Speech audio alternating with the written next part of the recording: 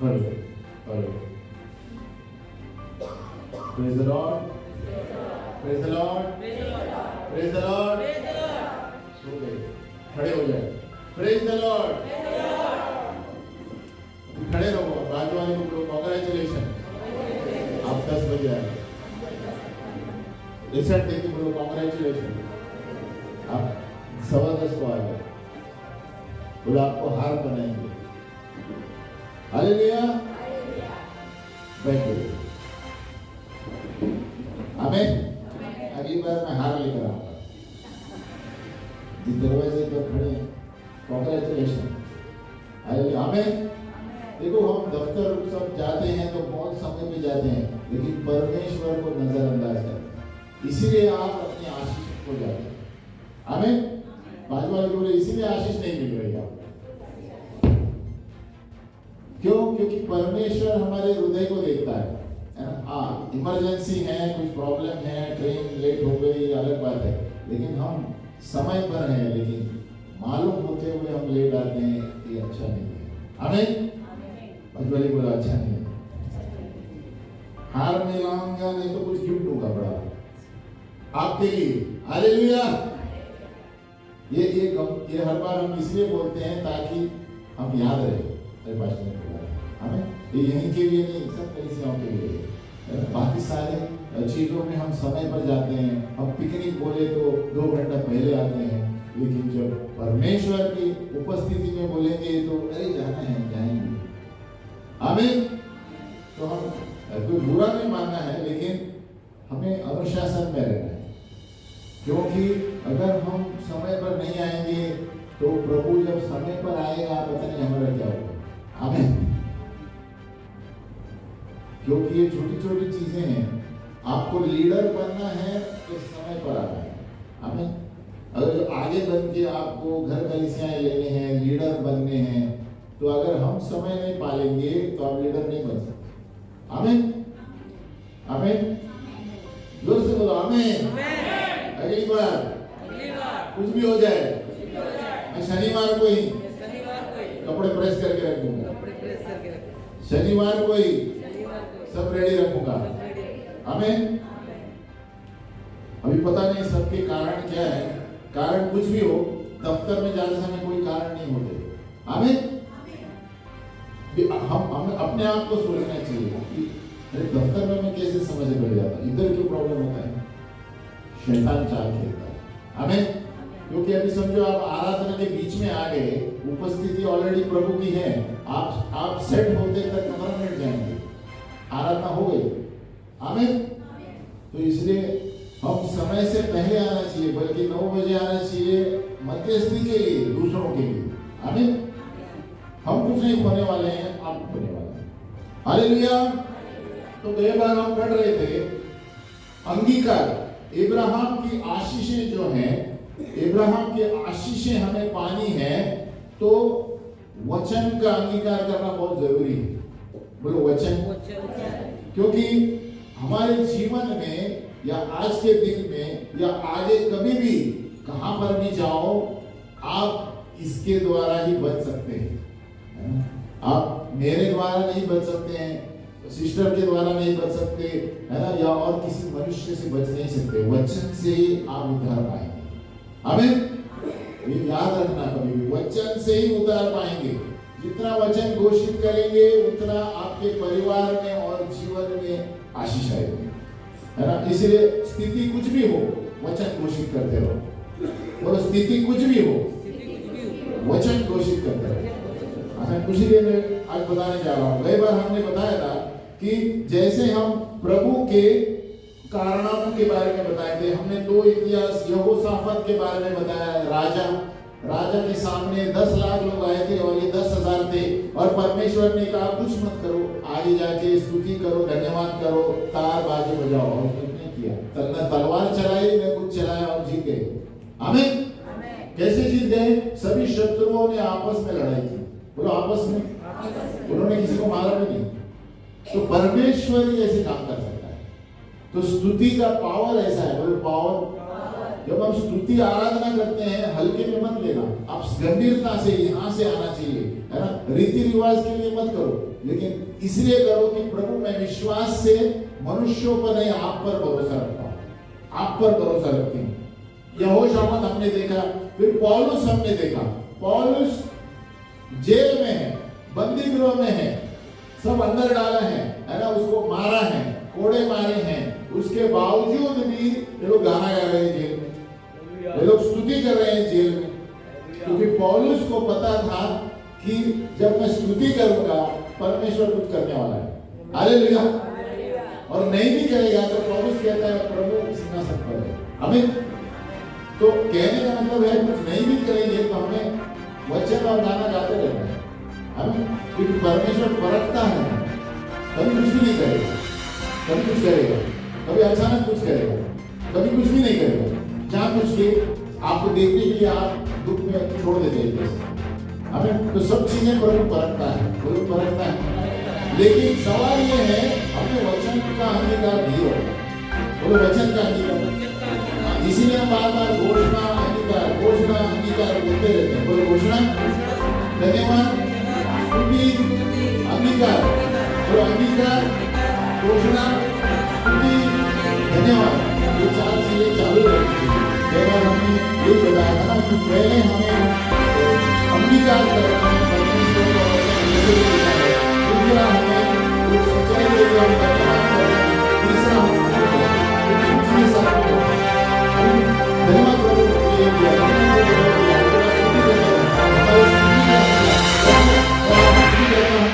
आप सबसे बड़े हैं, सिंहासन पर बैठे हैं, ये दुनिया तेरी है तो कुछ भी कर सकता है। हालेलुया।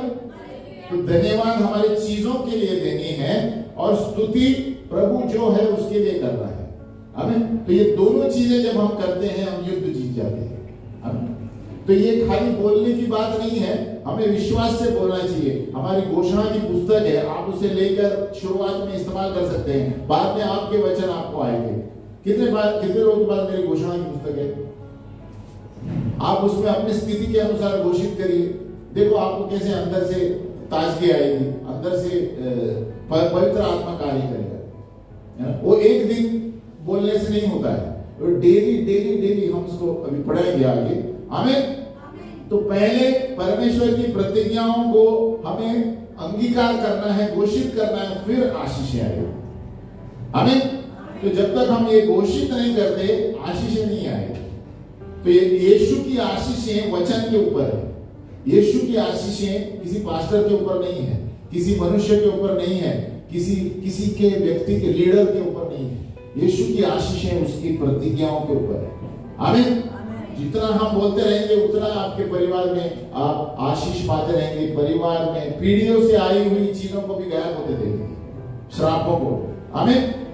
तो अंगीकार से लगातार विजय हम कैसे पाएंगे? हमने अध्यायों में देखा है कि अंगीकार, धन्यवाद, स्तुति, तो हमें इसे प्रैक्टिस करना है। प्रैक्टिस करना है। बोलो प्रैक्टिस। हिंदी में क्या कहते हैं? लगातार दोहराते रहना है, लगातार दोहराते रहना है, इस्तेमाल कार्य में लाना है। आमीन। है ना। देखो वचन जब्त करने में और इधर से बोलने में फर्क है। पता है बहुत से लोग घोषणा करते हैं, घोषणा में ताकत नहीं है, लेकिन आप किस हृदय से बोल रहे हैं उसमें ताकत है। कोई लोग बोले यार पास्टर ने बोला ना घोषणा करते हैं, प्रभु मेरा ये है, प्रभु मेरा ये है, प्रभु मेरा वो है, लेकिन बाहर जाके और कुछ करते हैं। आमीन। अभी उदाहरण देता हूं, हम बोले ये एक पूरा आधा घंटा घोषणा की, आधा घंटा अधिकार किया, लेकिन बाहर जाके वचन के विरुद्ध कुछ काम किया तो घोषणा नहीं चलेगी। आमीन। तो हमारा जीवन भी साफ रहना बहुत जरूरी है। हमारे जीवन हम धार्मिकता से जिएंगे तभी हमारी घोषणा और आशीष स्तुतियों का असर होगा। आमीन। अगर जो हम बाहर जाके दारू पिएंगे और इधर घोषणा करेंगे, कुछ नहीं होने वाला है। हालेलुया। और बाहर जाके गाली देते रहेंगे, है ना, बाजू वाले को, इसको उसको, और यहाँ पर कुछ नहीं होने वाला है। आमीन। तो हमें देखना है कि हमारा जीवन कैसा है। परमेश्वर उनको उत्तर देता है जो अंदर से स्तुति और वचन पढ़ते हैं, अंदर से बोल रहे हैं। आमीन। कि वो भूखे हैं, प्यासे हैं उसके लिए, है ना, वो जब्त नहीं होना चाहिए। आप देखते हैं बहुत सारे लोग माला जब्त करते हैं, है ना, अलग अलग तरीकों से। आप उनको पूछेंगे यीशु से प्रार्थना क्या नहीं किया है? तो प्रभु यीशु हमें आशीष देता है, जब्त करने से आशीष नहीं आती। हालेलुया। तो आप प्रभु के सामने बैठे हैं क्या? नहीं बैठे। तो परमेश्वर की उपस्थिति में बैठना जरूरी है, वचन पढ़ना जरूरी है, तब आशीष आती है। आमीन। तो ये हमें सिखाया गया है।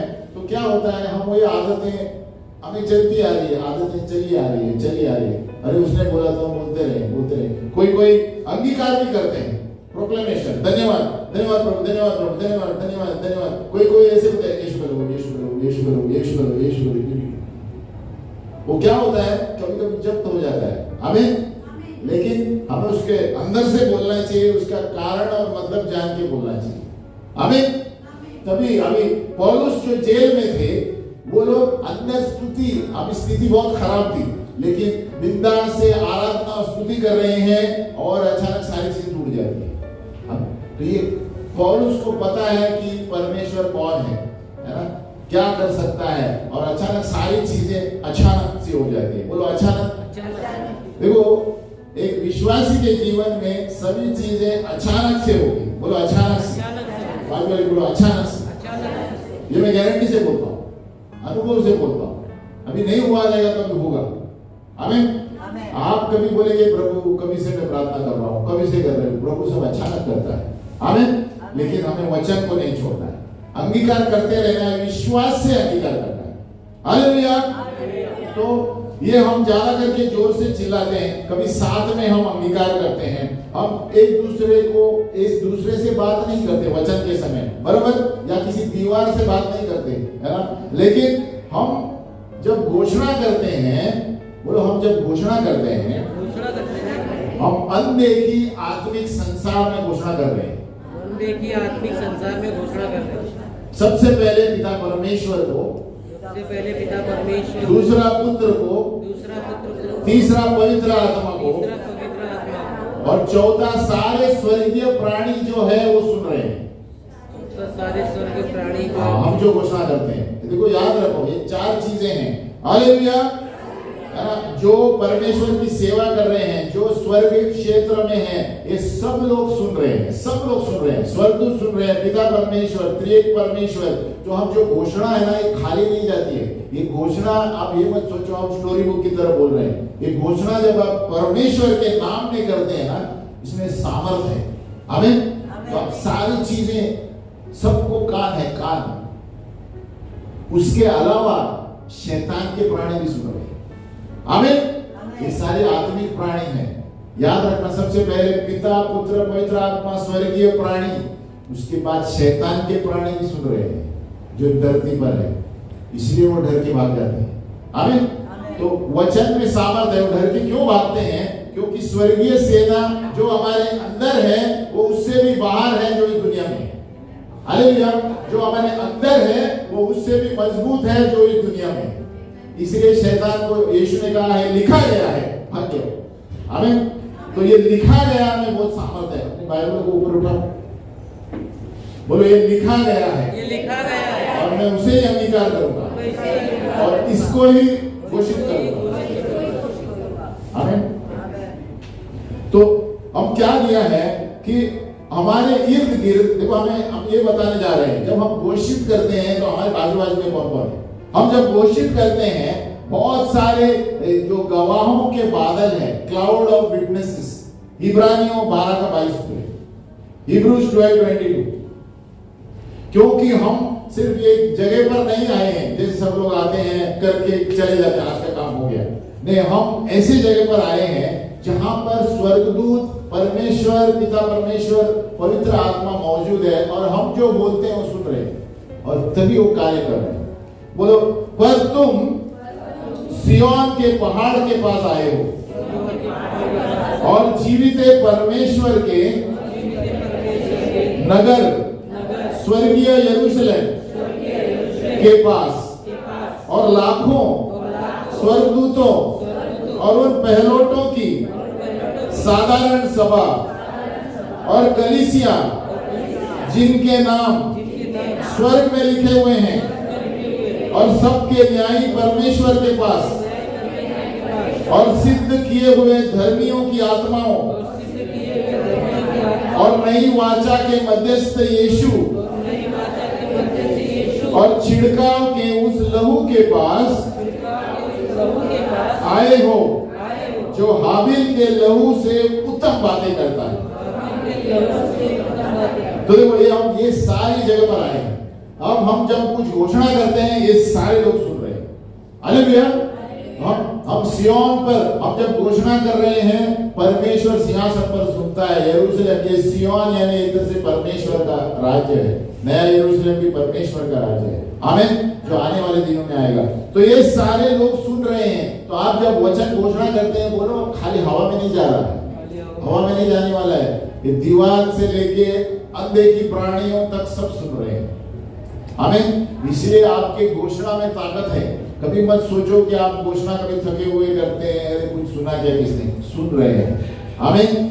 लेकिन आप बस बोलना छोड़ो मत, अंगीकार करना मत छोड़ो, आमीन। तो इस पर दो असर होते हैं। जैसे मैंने कहा, ये ऑडियंस जो है, ये सारे ऑडियंस है। हम जो घोषणा करते हैं स्वर्गीय ऑडियंस है और धरती का शैतानी ऑडियंस भी है। शैतान भी सुनते हैं हम क्या बोलते हैं, शैतान की दुष्ट आत्माएं सुनते हैं, इसलिए हमारे आसपास खड़े हैं, आमीन। तो इसलिए वचन में आपको छुटकारा मिलेगा, वचन से दुष्ट आत्माएं भाग जाती है। इसीलिए आपके परिवार में, घर के इर्द गिर्द कोई नहीं खड़ा रहेगा, क्योंकि आप रोज वचन है। आप दीवार पे वचन ठोक के रखे हैं, आप दीवार पे, दरवाजे पे वचन चिपका के रखे हैं, शैतान कभी आसपास नहीं आएगा, आमीन। क्योंकि वचन से वो कांपता है। वचन यीशु मसीह है, यीशु मसीह शब्द था और शब्द परमेश्वर के पास, यीशु ही शब्द है, आमीन। और यीशु ही वचन है। तो आप वचन भी लिखे हैं तो यीशु मसीह आपके घर में, हालेलुया, हालेलुया। तो हर एक जगह पे दो असर होता है। एक परमेश्वर और उसके स्वर्गदूत सहायता के लिए आते हैं जब हम घोषणा करते हैं। बोलो, परमेश्वर और उसके सारी सेना। नंबर दो, शैतान के युक्तियों से सुरक्षित रखते हैं। तो दो चीजें होती है जब हम वचन जोर से बोलते हैं, है ना? तो परमेश्वर की सारी सेना सुनती है और मदद के लिए आती है, और दो, शैतान के लोग बाहर भाग जाते हैं, हमें। तो हमें सुरक्षा होती है और स्वर्गीय उपस्थिति आ जाती है।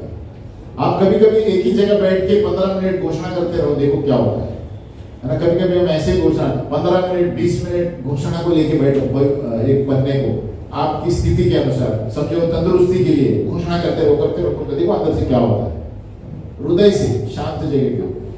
और कभी आप पहाड़ी क्षेत्र में जाएंगे, कोई माथेरान जोर से चिल्ला के बोलो, कितना असर होता है, हालेलुया।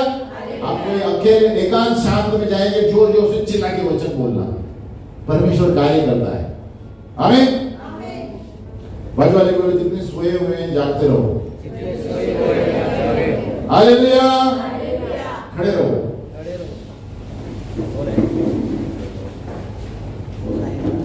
बैठ जाओ, हालेलुया, फिर से खड़े रहो, आमीन।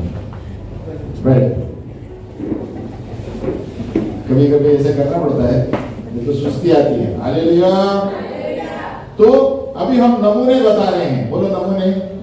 पैटर्न जो है, ये जो हम सामान्य रूप से हर रोज इस्तेमाल कर सकते हैं। आप चाहे तो लिख लो, अभी ध्यान से लिख लो, आपके काम में आएंगे ये वचन, आमीन। सामान्य रूप से जो आम आदमी को होता है ना, जहां पर परमेश्वर ने आप लिखा है, आप मैं डाल दो वहां पर, है ना। जहां पर परमेश्वर ने तुम लिखा है, आप लिखा है, आप उसको मैं लिखो, मैं, है ना। नंबर 1 है श्रापों के प्रार्थनाओं से छुटकारे के लिए। हमें पता नहीं कभी कभी कौन से श्राप है, कौन से है, कौन से नहीं, तो उससे छुटकारे के लिए गलातियों 3:13, गलेशियंस 3:13, और ये दिन में बहुत बार हम घोषित कर सकते हैं, सेवरल टाइम्स, हमारी स्थिति के अनुसार, और हम देखेंगे कि ये श्राप हमारे जीवन से बाहर निकलेंगे, क्योंकि ये सवाल है बार बार घोषित करने का। बोलो बार बार।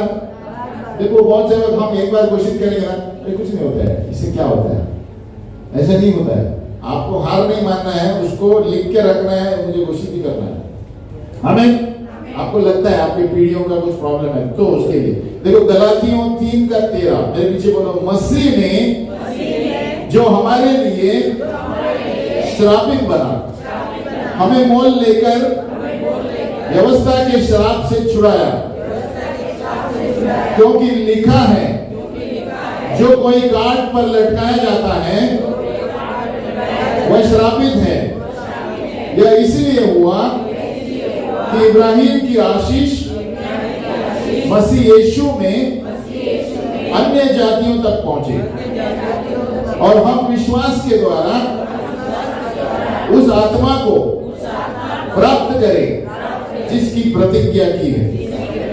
तो ये बार बार बोलने से क्या होता है, प्रभु यीशु हमारे लिए श्रापित बना, यीशु मेरे लिए श्रापित बना। आप बार बार बोलते हैं तो हमारे घर के, परिवार के, पीढ़ियों के श्राप बाहर निकल जाते हैं। आमीन। क्योंकि याद रखो ये वचन है, आप घोषणा कर रहे हैं, सारे स्वर्गदूतों और सारे सेनाएं, स्वर्गीय सेनाएं शामिल हैं।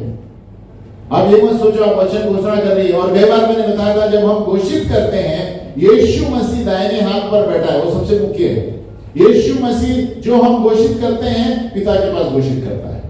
बोले जो हम घोषित करते हैं वो पिता के पास घोषित करता है, इसलिए वो हमारा महायाजक है, हाई प्रीस्ट। हम जो कबूली करते हैं वो कबूली करता है। अगर जो हम बोलेंगे मैं मर जाऊंगा, वो नहीं बोलेगा, वो शैतान आगे ले जाएगा। आमीन। अगर जो हम बोलेंगे मैं यीशु मसीह में बढ़कर हूं, विजय से भी बढ़कर हूं, वो पिता परमेश्वर को बोलेगा, और आप विजय दीजिए हर एक स्थितियों में। अगर जो आप बोलेंगे मुझे नहीं लगता मैं जी पाऊंगी, शैतान के दूत आकर लेके जाएंगे। हालेलुया। जो हम मुंह से बोलते हैं उसके अनुसार लोग आएंगे, या तो शैतान के दूत आएंगे या तो परमेश्वर के दूत आते हैं। आमीन। और एक चीज बताना चाहता हूं, जब हम वचन घोषित करते हैं तो स्वर्गदूत वचनों को लेकर जाते हैं। हालेलुया। कितना लोगों को पता है, मुझे पता नहीं। स्वर्गदूत काम करते हैं जब अपना मुंह खोल के वचन बोलते हैं। आप बोलते हैं स्वर्गदूत दिखाई नहीं देते, दिखाई नहीं देंगे, लेकिन आपका वचन लेके पिता परमेश्वर के पास जाते हैं। आमीन। नहीं तो वो ऐसे खड़े रहेंगे। क्यों? क्योंकि आप कुछ बोल ही नहीं रहे। वो तब काम करते हैं जब हम वचन पर बोलते हैं। हालेलुया। भजन संहिता 103 पढ़ो घर में। स्वर्गदूत कब जाते हैं, क्या काम करते हैं? आमीन। 103 है ना कि 105 है? हाँ 103 घर में पढ़िए। कहते स्वर्गदूत हमारे बोले हुए वचन को लेकर निकलते हैं। नहीं तो वो लोग ऐसे खड़े रहेंगे जैसा बॉडीगार्ड खड़े रहते हैं, है ना। तो बोलते हैं क्यों कुछ नहीं हिल रहा है, क्योंकि आप कुछ बोल ही नहीं रहे। स्वर्गदूत हमें इसलिए दिए गए हैं कि हमारे वचन को लेकर वो ऊपर जाए। आमीन। हमारी प्रार्थना वचन, सबसे मुख्य वचन, बोलो वचन। आमीन। तो एक नमूना ये है, हम श्रापों से, ये सब सामान्य मैं वचन बता रहा हूं जो हमें बोलना चाहिए, अंगीकार करना चाहिए। तो हम ये दिन में अगर जो बार बार बोलते रहेंगे, हम कार्ड पॉकेट में रखेंगे, बार बार बोलेंगे, करते खाना खाने के बाद बार बार, तो क्या होता है आपके जीवन में असर होगा, घर में असर होगा। आमीन। नंबर 2, जब हमें पता चलता है कि नकारात्मक चीजें हमारे विरुद्ध आ रही हैं, या तो शैतान के द्वारा, या तो कोई हमारे जलन हमसे जलता है और गलत प्रार्थनाएं करता है, उसके लिए मैं प्रार्थना दे रहा हूं। हालेलुया। जब हम नकारात्मक चीजें हमारे जीवन में हो रही हैं, और या तो शैतान से, या तो सोइश, या कोई प्राण वाली प्रार्थनाएं। प्राण वाली प्रार्थनाएं कौन सी होती हैं? जो सामने वाला प्रार्थना करता है प्रभु उसका सत्यानाश हो, प्रभु वो कभी अपने चर्च में उसकी बढ़ोतरी नहीं हो, ए सोलिश प्रेयर। आमीन। तो ऐसे प्रार्थनाओं को काटने के लिए या तो कोई आपकी जिंदगी में विरोध में प्रार्थना कर रहा है, प्रभु उसकी कभी उन्नति नहीं हो, प्रभु ये प्राण वाली प्रार्थना है, अंदर से नहीं आती है। आमीन। जलन वाली प्रार्थना है, शरीर वाली प्रार्थना है, प्रभु उसकी उन्नति कभी नहीं हो, उसके घर में आग लग जाए, उसके ये सारे संसार वाले लोग प्रार्थना करते हैं। आमीन। तो उसके लिए यशाया 54:17, आइज़ाया 54:17 आप लिखिए, घर में पढ़िए, है ना। उसमें क्या लिखा है? जितने हथियार तेरी हानि के लिए बनाए जाए उनमें से कोई सफल न होगा, और जितने लोग मुद्दई होकर तुझ पर नालिश करे उन्हें सभी से तू जीत जाएगा। यहोवा के दासी का यही भाग होगा, और वे मेरे ही कारण धर्मी ठहरेंगे, यहोवा की ये वाणी है। हालेलुया। तो जब आपको कोई विरोध आपको लग रहा है, ये हो रहा है, कोई भी शस्त्र मेरे विरुद्ध नहीं चलेगा, कोई भी ये हथियार मेरे विरुद्ध नहीं चलेगा, आप भाट करते रहो, आप बोलते रहो, कुछ नहीं होगा, है ना। और हमें याद रखना है, हमें परमेश्वर से ये नहीं पूछना है कि उन लोगों को तू दोष दंड दे, ये हमारा काम नहीं है। याद रखना, हम जब प्रार्थना कर रहे हैं, घोषणा कर रहे हैं, किसी को दंड देने के लिए प्रार्थना मत करो। हम कहना चाहिए प्रभु उसको आशीषित करो, उन्हें माफ करो। हालेलुया। तो यीशु ने वही किया। यीशु ने कहा प्रभु वो नहीं जानते क्या कर रहे हैं, क्षमा करो, तभी परमेश्वर ने उठा लिया। आमीन। तो हमारी प्रार्थना दूसरे लोगों की तरह नहीं होना चाहिए। कुछ भी करे कोई भी, प्रभु आपको आशीष, आपको मुंह पे थप्पड़ नहीं मारे, प्रभु आपको आशीष, हालेलुया। आपको गाली नहीं दे, प्रभु आपको आशीष। आमीन। तो क्या होता है? हमारा चरित्र बदलता है, प्रभु उसको भी बदल देगा। हालेलुया। तो हमें वचन के अनुसार चलना है ना। किसी जबान को हमें दोष नहीं देना है, लेकिन जब हम ये घोषणा करते हैं कोई भी हथियार, तो हम क्या कर रहे हैं? वो जुबान को वचन जाके रोक लेगा। हालेलुया। वो वचन स्वर्गदूतों के द्वारा कार्य करेगा। हमें नहीं देखना है किस तरह करेगा, है ना। हमारे भावनाओं के द्वारा नहीं, लेकिन हम निर्णय लेना चाहिए, प्रभु मैंने क्षमा किया है, आपका वचन कहता है, और मैं उसे आशीष दे रहा हूं। आमीन।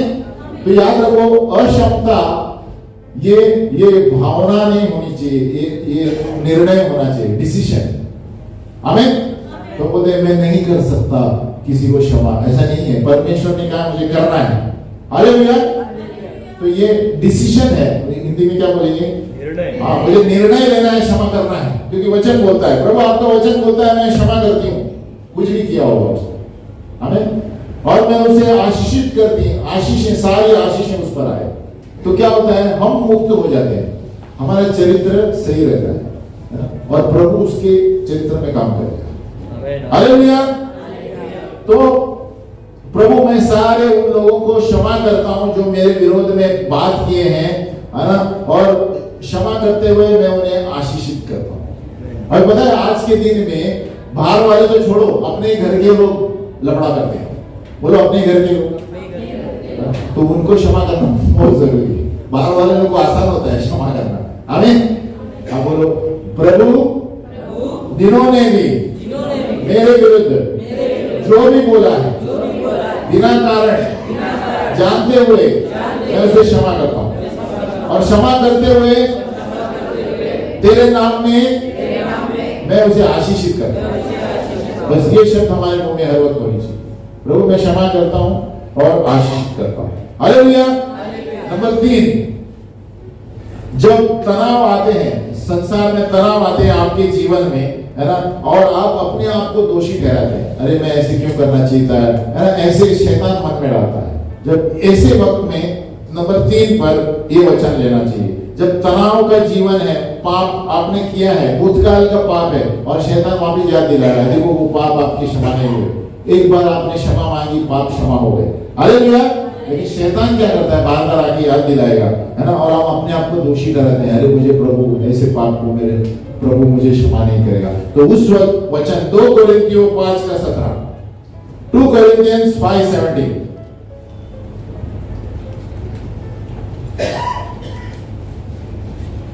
आज हमें जल्दी बंद करना है, इसलिए 3 करने के बाद हम रोकते हैं, बाद में इसको कंटिन्यू रखेंगे। तो लिखो 2 Corinthians 5:17।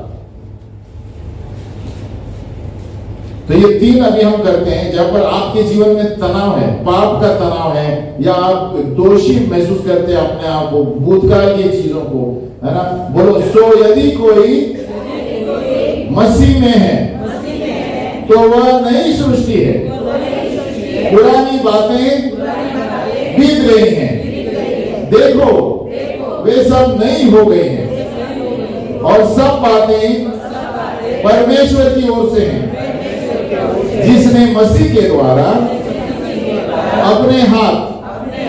अपने साथ हमारा मेल मिलाप कर लिया और मेल मिलाप की सेवा हमें सौंप दी है। हमें तो ये कोशिश करना चाहिए जब आपको भूतकाल की चीजें याद आती है, अरे मैंने क्षमा मांगी थी, वापस आ रहा है, ये शैतान का काम है। एक बात याद रखना, जब आप एक बार क्षमा मांगते हैं प्रभु से और बार बार वही चीज आ रही, शैतान का काम है।